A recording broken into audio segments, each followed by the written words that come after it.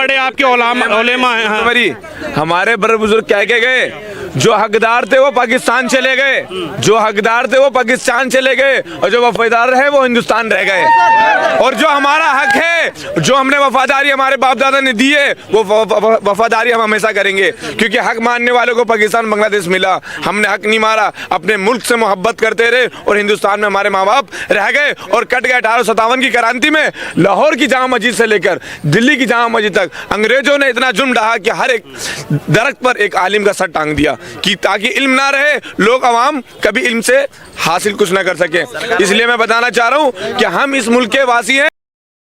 इसका खून इस देश की मिट्टी में शामिल है, और दिल्ली से लेके लाहौर तक कोई ऐसा पेड़ नहीं बचा था जिसपे हमारे उलमाओं को अंग्रेजों ने काट के टांग नहीं दिया। मगर वो सावरकर नहीं थे कि अंग्रेज से कहते अंग्रेज मुझे माफ कर दो, फांसी के तख्ते को चूमा। ये तो बुज़दिलों का बहाना होता है कि हवा उल्टी चल रही है। हमने तो उल्टी हवाओं में हिंदुस्तान का परचम बुलंद किया। आप हमसे पूछोगे वंदे मातरम क्या होता है? बना पाकिस्तान क्यों नहीं गए? अगर सुनो, हिंदुस्तान है, हमारा मुल्क हिंदुस्तान है।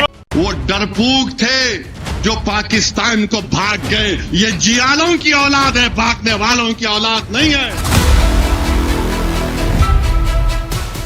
लोग जो हमको थप्पड़ मार रहे हैं ना, याद रखो अल्लाह अपनी कुदरत से तुमको शिकस्त देगा और हम गालिब होंगे इंशाअल्लाह होगा।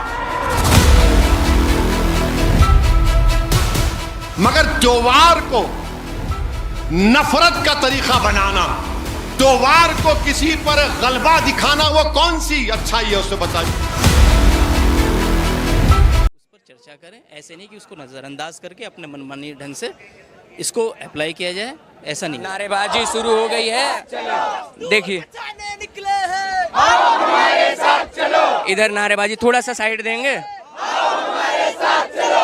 मुल्क बचाने निकले हैं, हमारे साथ चलो। मुल्क बचाने निकले हैं, हमारे साथ चलो। मस्जिदें बचाने निकले हैं, हमारे साथ चलो। मस्जिदें बचाने निकले हैं, हमारे साथ चलो। मदरसे बचाने निकले हैं, हमारे साथ चलो। मदरसे बचाने निकले हैं, हमारे साथ चलो। हम वक्त बचाने निकले हैं, हमारे साथ चलो। हम वक्त बचाने निकले हैं, हमारे साथ चलो। दस्तूर बचाने निकले हैं, हमारे साथ चलो। दस्तूर बचाने निकले हैं, हमारे साथ चलो। हम मुल्क बचाने निकले हैं, हमारे साथ चलो। हम मुल्क बचाने निकले हैं, हमारे साथ चलो। मस्जिदें बचाने निकले हैं। चाहते हैं कि हिंदुस्तान में हम सब प्रेम से रहें, हिंदू मुस्लिम सिख ईसाई, हम सब आपस में भाई भाई बनकर रहें। जिस तरह से सदियों से हम लोग भाई बनकर आए हैं, इसी तरीके से रहें। लेकिन बिल में क्या कुछ है ये तो किसी ने अभी तक पढ़ा ही नहीं, जाना ही नहीं, बावजूद इसके विरोध हो रहा है कुछ लोगों के कहने पे। ऐसा नहीं लग रहा है? देखिए, बिल में बहुत कुछ है। अगर ये बिल पास हो जाता है ना, तो ये डीएम के पास आएगा। फिर हमारे घर में कोई मैयत हो जाएगी, जब तक वो डीएम नहीं कहेगा तो हम कब्रिस्तान में उसको गाड़ नहीं सकते हैं। जब तक वो डीएम नहीं कहेगा हम लोग नमाज नहीं पढ़ सकते हैं। किसने बताया ये हमारे इसमें लिखा हुआ है, हमारे वक्फ बोर्ड में लिखा हुआ है ये सब चीज। कौन पढ़ा? कौन? हम खुद पढ़े हुए हैं उसको। अच्छा जी, पढ़े हुए हैं।